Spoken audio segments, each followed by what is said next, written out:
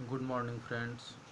आज मैं आप लोगों को, यदि आप इग्नू से एमए इन रूरल डेवलपमेंट का कोर्स कर रहे हैं तो एक पेपर है एमए इन रूरल डेवलपमेंट में MRD 101, उसके कुछ महत्वपूर्ण क्वेश्चन की चर्चा करेंगे। जैसे क्वेश्चन है, जैसा कि आप देख रहे हैं, ग्रामीण और शहरी समाज के बीच के प्रमुख अंतरों की सूचीबद्ध कीजिए तथा ग्रामीण और शहरी क्षेत्रों की विशेषता का वर्णन कीजिए। जैसा कि हम लोग जानते हैं कि भारत गांवों का देश रहा है। यहाँ आज भी 60% लोग गांवों में रहते हैं। आज़ादी के बाद जहाँ शहरी व्यवस्था का विकास तेज़ी से हुआ, वहीं ग्रामीण क्षेत्र गरीबों का जमावड़ा बन गया, जबकि शहरी अमीरों का। वर्तमान में भी शहरी बनाम ग्रामीण का द्वंद्व देखा जा सकता है।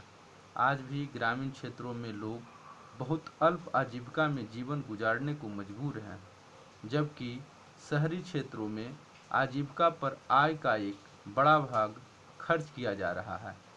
भारतीय समाज में हमें ग्रामीण नगरीय को उनके ऐतिहासिक संदर्भ में देखना होगा, क्योंकि उनकी ऐतिहासिकताओं को लेकर कुछ भ्रांतियाँ प्रचलित रही है, जिनके कारण उनके अलग अलग एकल अध्ययन होते रहे हैं जो वास्तविकता से दूर थे। स्वाभाविक है कि ऐसे अध्ययनों को प्राप्त निष्कर्ष यथार्थ से हटकर ही होते हैं, और ऐसा हुआ भी है। समानतः ऐतिहासिक दृष्टि से यह कहा जाता रहा है कि ग्रामीण समुदाय और नगरीय समुदाय स्वशासी, आत्मनिर्भर और एक दूसरे से स्वतंत्र इकाइयां रहे हैं। भारतीय गांवों को लघु गणतंत्रों की संज्ञा दी गई है। इससे यह निष्कर्ष भी निकाला जाता रहा है कि वे अस्थिर समुदाय थे जो ब्रह्मा प्रभावों से सर्वथा अछूते रहे।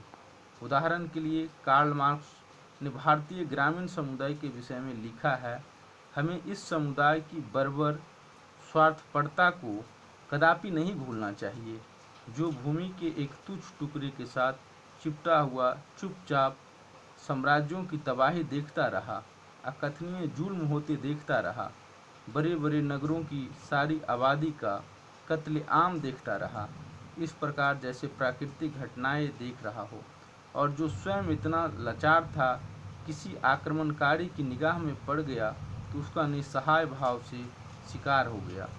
इतना ही नहीं, कार्ल मार्क्स की दृष्टि से अंग्रेजों के भारत में आगमन से पहले भारतीय ग्राम समुदाय अपरिवर्तनशील और एक जोहर या तालाब की भांति अस्थिर बने रहे थे।